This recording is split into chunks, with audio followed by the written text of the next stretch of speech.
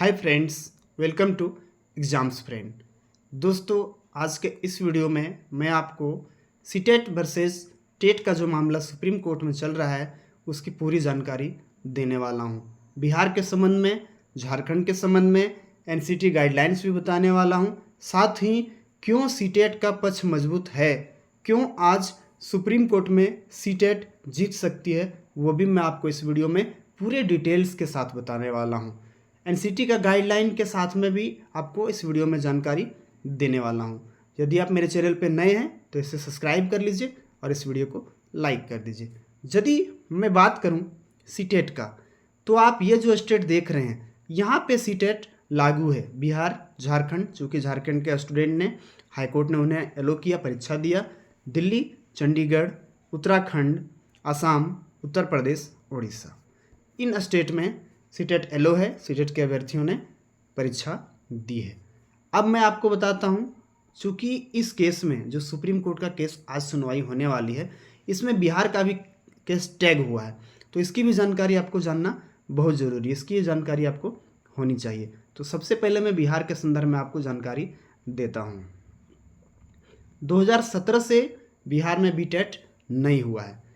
The government yellow the CTET in TRE, तो राज्य सरकार ने, बिहार सरकार ने सीटेट को टीआरई में एलो किया। टीआरई 1, 2, 3 हो चुकी है, वहाँ पे एलो किया। Candidates of Bihar went to the high court, तो बिहार के जो कैंडिडेट्स थे वो हाई कोर्ट चले जाते हैं सीटेट के विरोध में कि नहीं, बिहार में सिर्फ बीटेट होना चाहिए, लागू होना चाहिए, सीटेट लागू नहीं होना चाहिए। परंतु the government stage with the CTET, government CTET के साथ खड़ी रहती है और सीटेट को परीक्षा में शामिल होने का आदेश भी देती है। एनसीटी के अनुसार स्टेट के पास सीटेट को अलग करने का पावर है। स्टेट गवर्नमेंट कहती है कि एनसीटी स्टेट गवर्नमेंट को पावर देती है कि वो चाहे तो सीटेट को एलो कर सकती है। एनसीटी का पक्ष, उन्हें कोई प्रॉब्लम नहीं। एनसीटी का भी पक्ष पूछा जाता है माननीय उच्च न्यायालय के द्वारा, तो एनसीटी जवाब देती है कि हमें कोई समस्या नहीं है, स्टेट गवर्नमेंट चाहे तो सीटेट को वैलिड कर सकती है। और अंततः याचिकाएँ खारिज हो जाती है और डबल बेंच से ये याचिका खारिज हो जाती है। वो कैंडिडेट्स जो हाई कोर्ट में हारे थे वो सुप्रीम कोर्ट में पुनः आए हैं। अब हम बात करते हैं झारखंड की। झारखंड का भी मामला भी आपको मैं समझाता हूँ। 2016 से जेटेट नहीं हुआ है झारखंड में। 2016 से जेटेट का आयोजन नहीं हुआ है और उसके बाद अचानक 2023 में वैकेंसी आ जाती है, वैकेंसी पब्लिश की जाती है। गवर्नमेंट से जेटेट के आयोजन के उपरांत भर्ती प्रक्रिया प्रारंभ करने का अनुरोध किया जाता है। यहाँ के जो कैंडिडेट्स होते हैं वो गवर्नमेंट से अनुरोध करते हैं कि पहले जेटेट का आयोजन किया जाए, इसके बाद भर्ती प्रक्रिया प्रारंभ किया जाए। परंतु वैकेंसी पब्लिश होती है और अंततः यहाँ के कैंडिडेट मजबूर होकर झारखंड हाई कोर्ट का दरवाज़ा खटखटाते हैं। ये केस नंबर आप देख सकते हैं। और माननीय उच्च न्यायालय के द्वारा CTET valid by the honourable court, double bench के द्वारा सीटेट को वैलिड किया जाता है। कुछ टर्म एंड कंडीशन लगाए जाते हैं। पहला टर्म कंडीशन जो सीटेट के फेवर में है, ये जो टर्म कंडीशन लगाए गए हैं ये सीटेट के फेवर में है, जो सुप्रीम कोर्ट में उन्हें जीत दिला सकती है। पहला लगाया जाता है, candidates must pass the JTET exam in the first attempt with in 3 years। 3 साल में यदि राज्य सरकार जेटेट का आयोजन कराती है, जो कि अभी 2024 में कराने वाली है, फॉर्म फिलअप हो रहा है, तो उन्हें पहले अटेम्प्ट में ही जेटेट एग्ज़ाम पास करना पड़ेगा।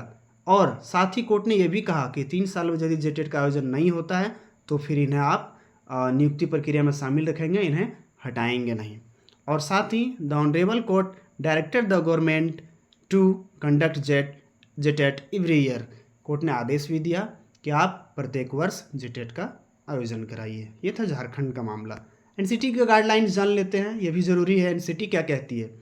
स्टेट को सीटेट टेट को वैलिड करने का पावर, एनसीटी स्टेट को ये पावर देती है, स्टेट गवर्नमेंट को ये पावर देती है कि वो सीटेट को या फिर टेट को वैलिड कर सकती है। स्टेट नहीं होने पर सीटेट को कंसीडर कर सकते हैं। एनसीटी ये भी कहती है कि यदि कोई स्टेट नहीं ले रही है, यदि मान के चलिए झारखंड में जेटेट होता है, तो यदि यहाँ पे जेटेट नहीं हुआ है तो फिर सीटेट को कंसीडर कर सकते हैं। ये था एनसीटी का गाइडलाइंस जो इस केस से संबंधित है, आपको बताना जरूरी था। सीटेट का जीतना तय क्यों? दोस्तों, सुप्रीम कोर्ट में सीटेट का जीत लगभग तय माना जा रहा है। वो कौन से फैक्टर हैं जो सुप्रीम कोर्ट में सीटेट को जीत दिला सकता है, मैं उसकी भी बात आपसे करने वाला हूँ।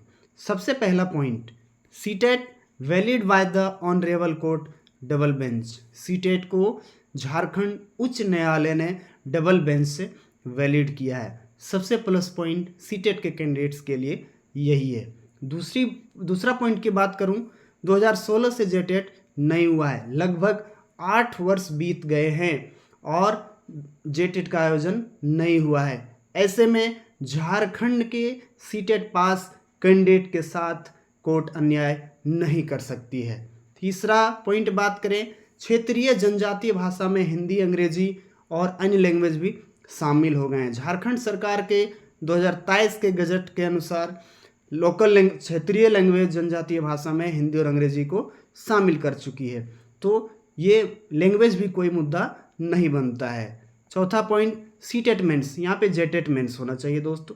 जेटेट मेंस में क्षेत्रीय जनजातीय भाषाओं की परीक्षा, कैंडिडेट्स जो भर्ती की प्रक्रिया में शामिल हैं उन्होंने मेंस जेटेट मेंस एग्जाम में क्षेत्रीय जनजातीय भाषाओं की परीक्षा दी है, तो ये मुद्दा भी नहीं बनता है। अगला point, candidate must pass the JTET exam in the first attempt with in 3 years. माननीय उच्च न्यायालय ने नियुक्ति प्रक्रिया में शामिल उन सभी अभ्यर्थियों को 3 वर्ष के भीतर पहले प्रयास में ही जेटेट पास करने का भी जो एक महत्वपूर्ण टर्म कंडीशन था वो भी लगाया था, तो ये भी सीटेट के पक्ष में ही है, इसको भी प्लस पॉइंट माना जा सकता है। और अंतिम, possibility of getting good teachers who provide quality education. यदि सीटेट के अभ्यर्थी इसमें आते हैं तो ये संभावना है कि बच्चों को एक गुणवत्तापूर्ण शिक्षा के लिए अच्छे शिक्षक मिलेंगे जो बच्चों को गुणवत्तापूर्ण शिक्षा दे सकेंगे या देंगे। अब देखना ये है कि सुप्रीम कोर्ट में किसका पक्ष सबसे मजबूत होता है और कौन विजय होता है। आपको आज उसका भी पता चल जाएगा या क्या सुनवाई का डेट आगे बढ़ता है। इन्हीं सभी महत्वपूर्ण जानकारी के साथ मैं आपको आज के लिए इन सभी जानकारी के साथ छोड़े जाता हूँ। मिलता हूँ अगले वीडियो में, तब तक के लिए जय हिंद, वंदे मातरम।